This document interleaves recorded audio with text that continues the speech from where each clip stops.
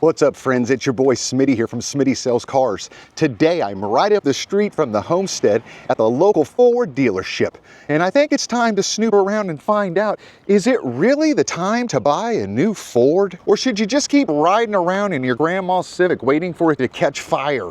So let's find out. Grab a lukewarm coffee and let's get into this. Now, this Ford store here in Cocoa, Florida has more new car inventory than I have seen in years.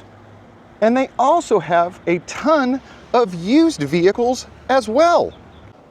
So what do they currently have for inventory? Well, they definitely got the Bronco Sport out here living its best, Jeep wannabe life.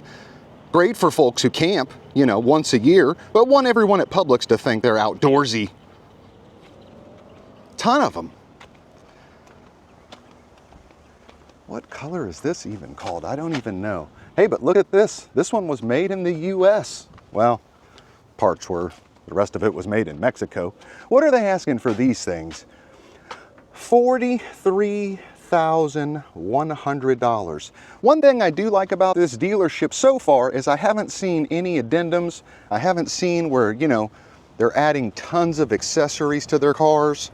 So far I'm just seeing MSRP pricing, which is shocking because so many dealers are so damn greedy and either have a market adjustment, an addendum, or there's a sticker for all the stuff they've, went ahead and installed for you. And so far, I've only came across this in the Maverick. This is their new baby truck that everybody wants and no one can find. It's like the PS5 of trucks. What are they asking for this thing? Appears to be a base model of sorts. It's a good looking little pickup truck, I gotta say. $28,690. 38 miles per gallon combined though, can you believe it? And what trim is this? Just an XL. So the base model truck, $28,000 for an XL. Wow. But yeah, this is the only one out here that I see. Moving into the Lightnings, they got a bunch of them, a small herd. And as you know, this is their all-electric truck. It's got torque for days and a frunk big enough to hide all your financial regrets. Let's dive in here and just pick one. This is an XLT.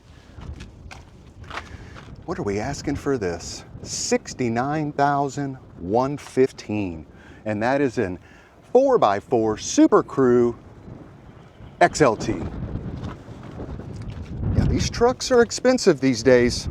Be ready to have a mortgage-sized payment.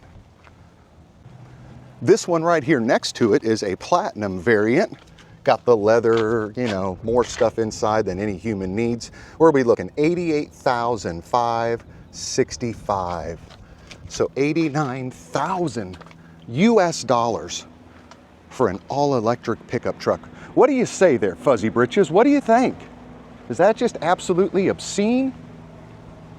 A couple of Mustangs out here too with the EcoBoosts in the mid $30,000 arena. They got a few of them. And of course, the full-size Bronco. Tons of them. Broncos for days. Let's pop in on this Outer Banks here, this blue one. Let's just get an idea of what they're thinking on this one. No window sticker. Wow. No sticker on the old Bronco. Why do none of them have window stickers? Okay. Well, that's a Bronco Sport that's got one just sitting in the dash. Very interesting that there is no MSRP on any of these vehicles. Wait. Hold the phone. We found one. $58,445 for this 2025 Outer Banks. Okay. So that one actually has one. What do you think? 58 grand, Outer Banks, Bronco? Yeah, I don't know. Let's keep moving on. And like I said, a huge selection of used inventory right now. They've got used vehicles all along this front row. So I would say a good at least 50 or 60 used vehicles on the ground here right now. No pricing on them, but they are stickered up, standing tall, looking good. And there is a QR code on the window of any of these. So, you know, at least while you're standing here looking at them, you can pull it up online, read the Carfax, see the current pricing. So that's good. So let's talk about pros and cons of buying a Ford right now in today's market. You know, I gotta say the tech is actually pretty solid. That Sync 4 is smoother than your uncle trying to DJ at a wedding. The rebates and incentives are back on a lot of these vehicles. And Ford's got something for everyone. Trucks, SUVs, crossovers. I mean, they even have EVs for folks trying to save the planet and charge their iPad in the front of their trunk. So they are still making a vehicle for almost every person, you know, that's a Ford buyer. I don't like seeing this. Open manufacturer recall. I mean, this is a brand new 2025 Maverick. So the other ones are hiding down here because they all have recall stickers on them. And Ford did, you know, come in at like number 3 for the year for recalls impacting millions of vehicles. Tesla, I think, finished number 1 in 2024 with most recalls of any make. And, you know, it's just a huge problem for everyone. There's just so many parts that go into one of these things, and they come from all over the place. So you're bound to have some issues, but it's going to happen with almost any new car you buy. You're bound to have a recall.